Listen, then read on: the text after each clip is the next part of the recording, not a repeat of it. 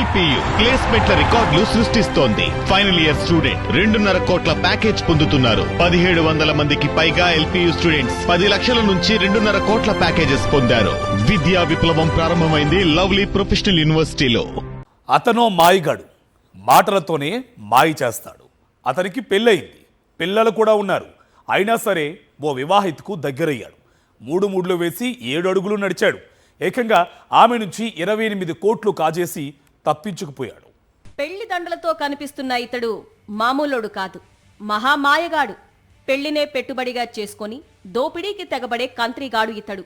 Already పెళ్లైన విషయం దాచి రెండో పెళ్లి చేసుకున్న ఘనుడు ఇతడు. అంతేకాదు, రెండో భార్య ఆస్తులమ్మించి 1 కాదు 2 కాదు 28 కోట్లు కాజేశాడు. ఆ తర్వాత కనిపించకుండా పోయాడు. ఇతని పేరు శివప్రసాద్ నాయుడు. ఉండేది చిత్తూరు జిల్లా బంగారుపాళ్యం మండలం శేషాపురంలో. ఒంటరిగా ఉన్న మహిళలే ఇతడి టార్గెట్. ముందుగా మాయ మాటలతో దగ్గరవుతాడు. పెళ్లి చేసుకుంటానని నమ్మిస్తాడు. ఆ తర్వాత మహిళ దగ్గర ఉన్నదంతా దోచుకొని పరారవుతాడు. చిత్తూరు జిల్లా రామకుప్పం మండలంలోని రాజుపేటకు చెందిన నాగమణికి 1992లో బెంగళూరుకు చెందిన ఒక వ్యక్తితో వివాహమైంది. ఒక కొడుకు కూడా పుట్టాడు. కొన్నేళ్ల క్రితం రోడ్డు ప్రమాదంలో కుమారుడు చనిపోగా ఆ దిగులుతో భర్త కూడా మరణించాడు. కొడుకు బీమా డబ్బులు, భర్త ఆస్తులన్నీ నాగమణికి వారసత్వంగా వచ్చాయి. ఒంటరిగా ఉన్న ఆమె మరో పెళ్లి చేసుకోవాలని చిత్తూరులోని ఓ పెళ్లిళ్ల మధ్యవర్తిని సంప్రదించింది. అదే మధ్యవర్తి ద్వారా వివరాలు సేకరించిన శివప్రసాద్ నాయుడు నాగమణిని కలిశాడు. తన భార్య చనిపోయిందని, పిల్లలు కూడా లేరని చెప్పాడు. ఆమెను నమ్మించి దగ్గరయ్యాడు. శివప్రసాద్ నాయుడికి ఆల్రెడీ పెళ్లయింది. భార్య ఉన్నప్పటికీ చనిపోయినట్లు నకిలీ డెత్ సర్టిఫికెట్ను నాగమణికి చూపించాడు. శివప్రసాద్ మాటలు నమ్మిన నాగమణి పెళ్లికి అంగీకరించారు.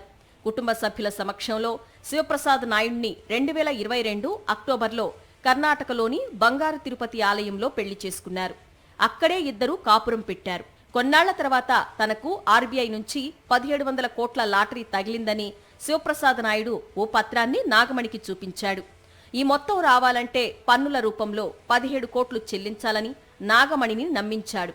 దీంతో ఆమె తన బ్యాంకు ఖాతాలో ఉన్న దాదాపు 3 కోట్ల నగదును శివప్రసాద్, అతని అన్న చక్రవర్తి, వదిన హేమలత బ్యాంకు ఖాతాలకు బదిలీ చేసింది.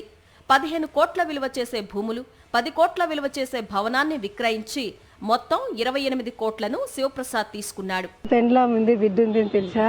అన్నకు నేను రానిచ్చుకోలేదు. డిసెంబర్లో పోయినాడు, అన్నకు రాని.